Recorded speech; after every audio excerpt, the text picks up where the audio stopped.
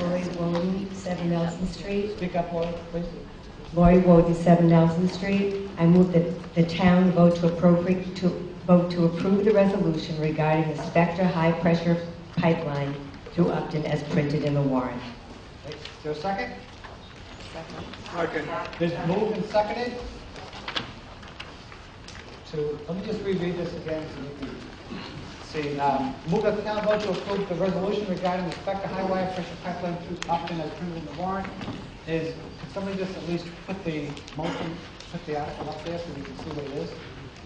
I know most people have the sheet, but if you don't, we at least should take a quick look at it.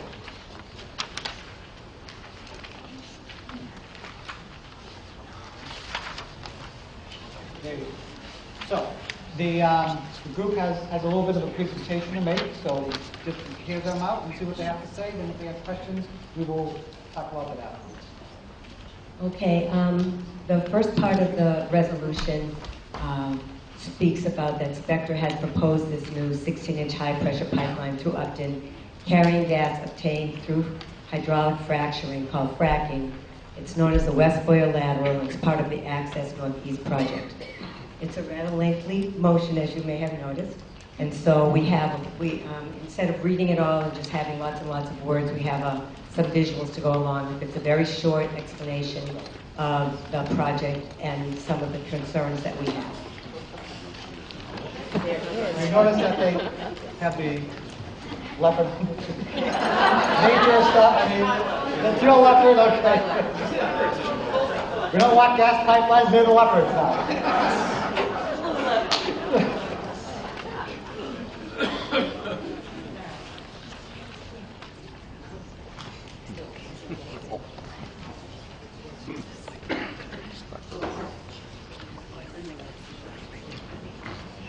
Okay?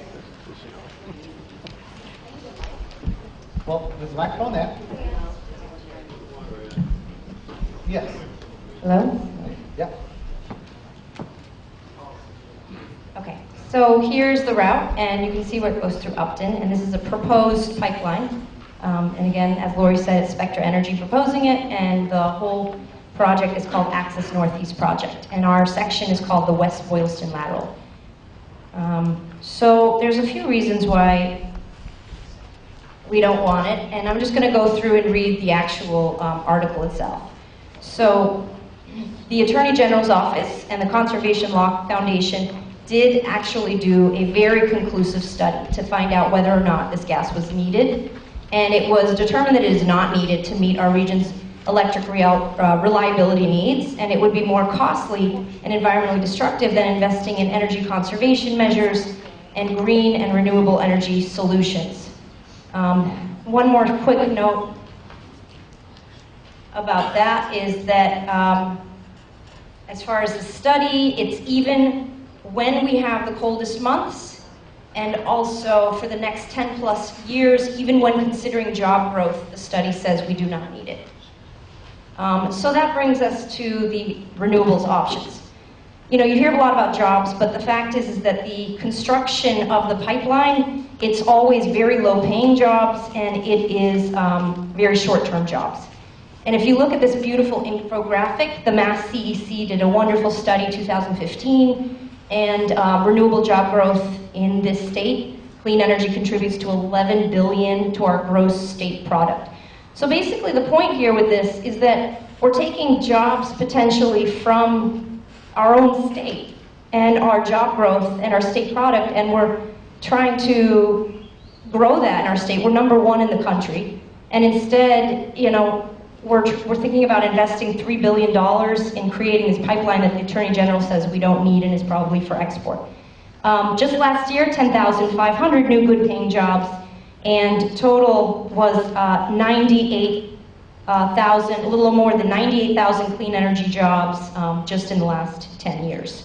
And these are all very good-paying jobs, earning more than $50K per year, and they are permanent jobs, they're not temporary. Okay, so the other whereas is that it would make it very impossible to meet our goals established by the Massachusetts Global Warming Solutions Act of 2008. The law requires 25% reduction of greenhouse gas emissions by 2020 and 80% reduction by 2050. Another thing that's very important to note is that just this past May 17th, 2016, Massachusetts Supreme Court Justice ruled in favor of children and the Conservation Law Foundation when a case was brought up suing the state for not being on track to meet our energy goals. And the children won. The Supreme Court Justice ruled that we have to meet our goals. And this project would put us over that limit. There was another ruling, and this is because originally Spectra wanted us to pay for it. Eversource was on board, National Grid, the DPU, they had filed with them, and a court case was also filed, and they found on August 17th, also this summer, that it's actually illegal to charge electric users for the construction of this fracked gas pipeline, $3 billion, which is wonderful. But then, in a recent article, it says that the execs over at Eversource say that they're still going to try to push legislators to make us pay for it, and it's unneeded. And Pam, did you want to talk a little bit about the leak? Hi, Pam Kutzer, 96 Valley Street. One of the most important things that the Attorney General's office found is that there are leaks, they can be fixed, and it will supply enough gas for the consumers. This map actually, or this, I'm sorry, it's not a map. This actually shows, the graphic shows the amount of leakage that's occurring. Currently, it costs less, this is a very critical point, costs less to fix the leaks than it does to actually put a new pipeline in. And it benefits the state of Massachusetts.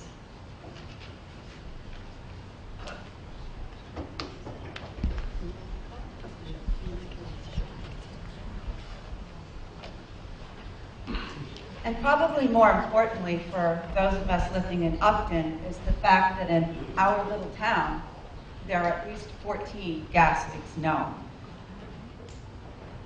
And then you look at Boston, almost 1,500 documented gas leaks. So more to the point is, who cares about gas leaks?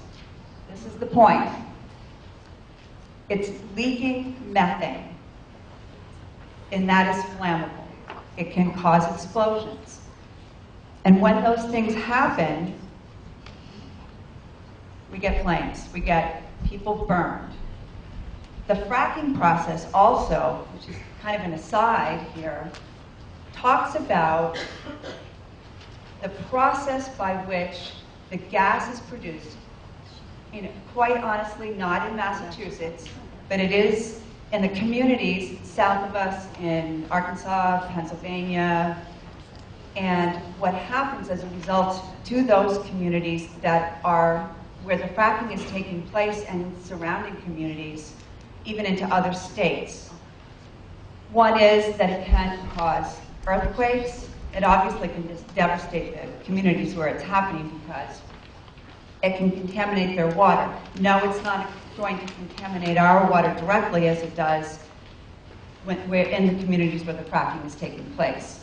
And needless to say, there are many contaminants in the water as a result. And going on, kind of pulling this all together, because you've got methane, you have explosions. From the leaks that occur. That can occur through accident. It can also occur just through natural erosion and process of the pipe degradation. And it has occurred. People have died, and there's been extensive damage to property. The other thing that it affects is the first responders, and it can be incredibly costly to our town. And I don't know if you remember, but in April there was a lot of press regarding the pipeline explosion in Pennsylvania. It was a 30-inch Spectra pipeline. People were injured, a tremendous amount of property damage as a result.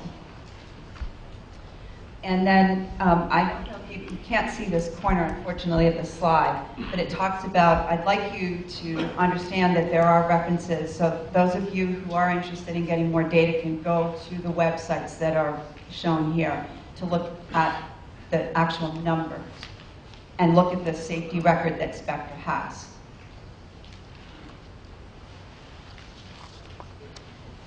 And another aspect of this is the actual construction of the pipeline.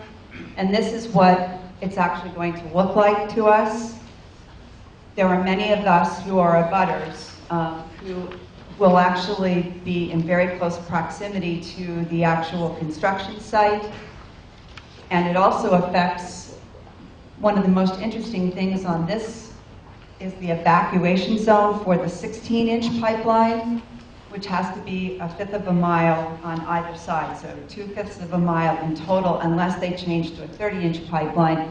And if you notice, you're looking at the very least, a church and a school that are within that evacuation zone, so safety is key.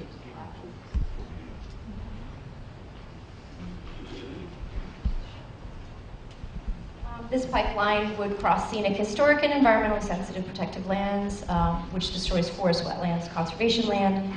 Kiwanis, Peppercorn Hill, Upton State Forest are just among a few of these places. And basically, let me see if I can read any more from this. Yeah, so that's not good. Also, we already had a forum, and many of the boards attended, which was wonderful, and a lot of people came and they spoke about their concerns, and the Upton Selectmen wrote a wonderful letter to FERC stating these concerns and asking them to reconsider the project, or at least a route that does not include the town of Upton. Basically, the Spectra process, as you can see, would cost us $3 billion, potentially the ratepayers would have to pay. It's the most, if you read the Attorney General study, and I really recommend you go online, it's on the state.gov's own website. And if you read it, you'll see that this proposal is the most expensive way to meet our state's energy needs. It creates overdependence on single source fossil fuels, it accelerates global warming, it disregards vast constitution protecting conservation lands. It takes land by eminent domain, it subjects residents to serious safety risks, it halts job growth from our booming in-state renewable energy market. It takes profits away from our state product, which is renewable energy. And really the only benefit we see is Spectra, because most of the gas is not intended for Massachusetts, so we assume all the risk. So, I'm handing it back to Lori. So that's all the reasons. This is what we are hoping to be resolved to do. Okay, so now what we're asking you today to vote yes on is a resolution asking the Board of Selectmen to declare that they oppose efforts to locate the West Boylston lateral within the borders of Upton, that they deny survey authorization and rescind permission to Spectra Energy and any of their associates onto all town-owned property like Peppercorn Hill and Kiwanis Beach and the other areas of town that should be protected land that we've spoken about earlier. That we apply for intervener status during the 3-week period after Spectra files its application, and that's so that we can be involved in hearings, or if there's any legal recourse we want to take, we'd be able to. If we don't file as interveners, we have no opportunity to be involved in any process that benefits us. And the last part is to oppose use of Massachusetts as a conduit for the export of natural gas going through our state. This gas is not for us, it's going past us. And the other states of Massachusetts have also recently turned down the funding. So funding's a big issue for Spectra, and probably the way the pipeline is going to be defeated. 2 ways it happens. One is by towns having resolutions like this, and then they're not allowed to go on the town and state lands, and they're not able to do the digging that they need to do. And also, this is a list of all the towns in Massachusetts that have already done resolutions. So in Western Mass, where so many made resolutions, that's why the Ned pipeline got defeated. We're hoping to do the same thing. Several of the towns on the Q1 loop, which is part of the pipeline that meets ours in Medway have resolutions forbidding Spectra from coming onto their town-owned lands. We're the first one on the West Boylston lateral, but we hope to be a model for other towns to be able to do it as well. And whereas our selectman was so supportive of the people who spoke at the forum the last time and wrote that letter to FERC, this is really an opportunity to formalize that and to let them know officially that we would like not this pipeline not to come through our town. So it should be noticed that although this is a non-binding resolution and the actual people who have the control whether or not it comes through is the federal government, what this does is it just allows us to stand with all these other towns, and it just makes our voice loud that our priorities is in keeping jobs in Massachusetts. Thank you. Thank you. Okay. So, any questions?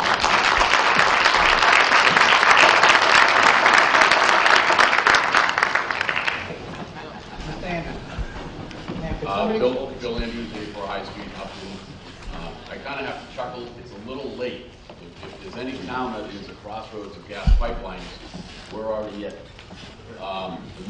There's not one, but there's two main lines that already go across our town, east-west, to the pumping station that Inter Morgan runs over in Huffington. They're actually real jobs. My best friend has one of them. And then there's a lateral that goes down to Providence from Mendon, from Upton down to Mendon. We already have these things. They've been here for a very, very, very long time. This is a lateral line. If you notice, most of these towns up here, they signed on to stop the route that was going to go through northern Massachusetts, which was also done at the time by Kinder Morgan, and it was going to go to Gloucester for export. This is a lateral line, which is a side-to-side line. It's not going to go, it's not extending it to Boston. The issues with, these are large, high-pressure lines that we have been in this town. I'd invite most of you to walk out to the southern part of Upton State Forest. You'll see that they're out there. There are trails. People ride horses on them. It has been in this town for longer than I've been here. I've been here 25 years. Mr. Bates? Thank you, Mr. Moderator. Very simple question. I heard Lori introduced and Pam. I just wasn't sure who the woman was that did the majority of the speaking. That's all I needed to ask. Laura Wall, 9 Mechanic Street. Sorry if I forgot to. Thank you, Laura. Thank you. Thank you. So Laura, one more thing just to quantify. We are aware that there are other pipelines in Upton already, but the purpose of opposing this particular one is that the study proving that it's not needed. Thank you. Ms. Bowman? Lori Woden, 7 Nelson Street. You are correct that there are already gas pipelines going through town. Those gas pipelines, most of them are bringing gas to our homes. The gas travels through them at about 2 pounds per square inch. They are very low pressure pipelines. These pipelines are 16 pounds per square inch, and some of them, the one meeting ours is 30. They're high pressure pipelines, and they don't erode, they explode. So it's an entirely different thing from the Tennessee pipelines that are already there. Okay. To a previous speaker, the big ones that go through town are high pressure. They're about 800 psi. I don't know if you worked on it or whatever, but they're around 800. But I will say that,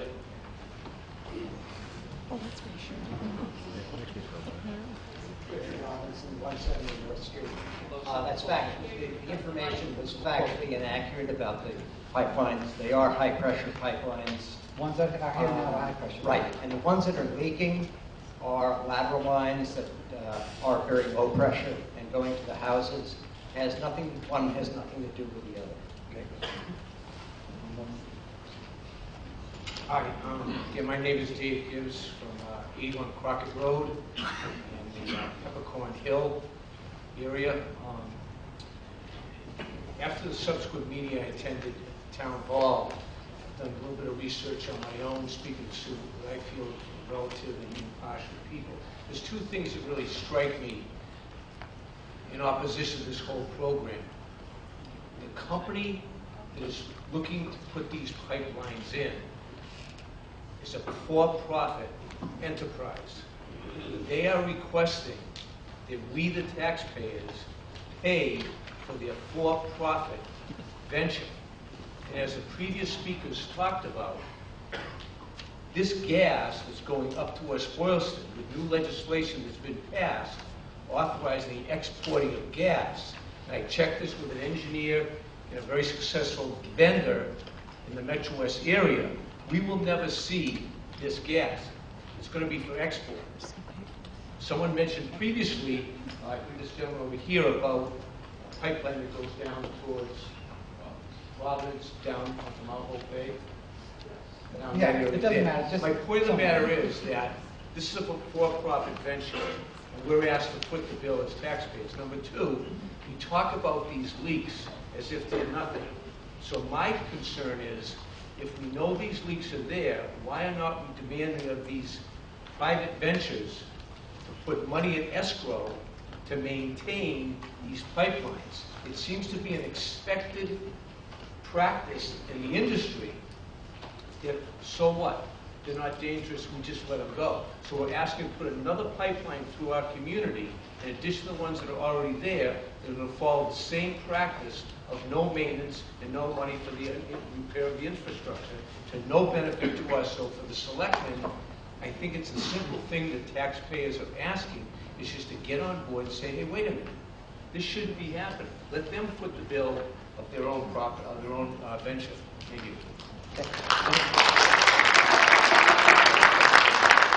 Pam Pitzer again.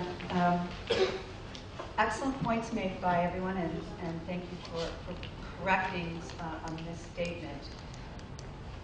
Recognizing that there are gas lines here, without question, they're here.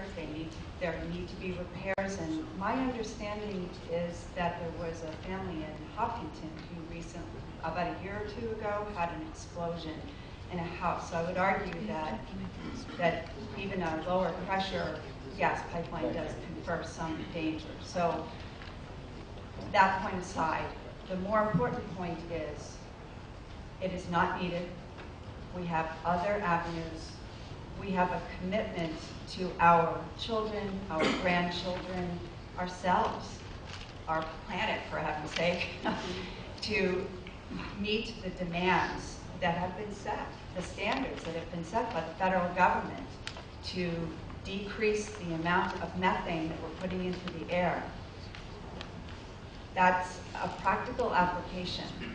To destroy countless miles of land for a pipeline that is unneeded and to disrupt the lives of all the individuals that are living here it's not appropriate, it's unsafe, it's unfair, and as a taxpayer and a butter who is probably going to lose at least 30% of the value of the property as a result of the pipeline, if not more, I don't want it. Thank you. Yeah, just to remind the speakers and everyone here, this is a resolution to ask the Board of Selectmen to write a letter, okay? So we need to understand that. So while I like the discussion, we do have to get to the point. I can sense the room. The room seems like it's pretty much ready to go. So let's wrap things up here. Ms. Robbins. Mr. Moderator, Richard Robinson, 170 North Street. I don't think that is an exact summation of this, because it's asking that we possibly join litigation, which means that we would be taking on the federal government since they are the ones who authorize pipelines. Secondly, there have been a number of statements made that are factually inaccurate. The gas leaks that we enjoy are lateral lines. They're owned by the companies that serve us. They're not owned by Spectrum. The housing explosion that occurred was a lateral line. A service line to the house, not a pipeline. We understand that. Okay. Yeah, Mr. Flynn. Mr. Moderator, I think I know the pulse of the population. I'd like to call the question. Okay. So there's been a motion to call the question, and what that means is that if you're all done hearing what you've heard, you want to vote on it. So if 2/3 of you say you want to vote on it, we will then vote on it. That's what this vote is going to be right now, okay? If you've heard enough, then say aye. Aye. If you want to hear more, say no. That passes unanimously. Thank you. So, now we're going to vote on the resolution. You know what it is. You've had a presentation. You've heard some positives, negatives, whatever. You know how it is you want to vote. So, let us now vote on it. So all those in favor of the resolution from Article 20, please signify by saying aye. Aye. Opposed, no. No! The motion carried by a majority. Okay.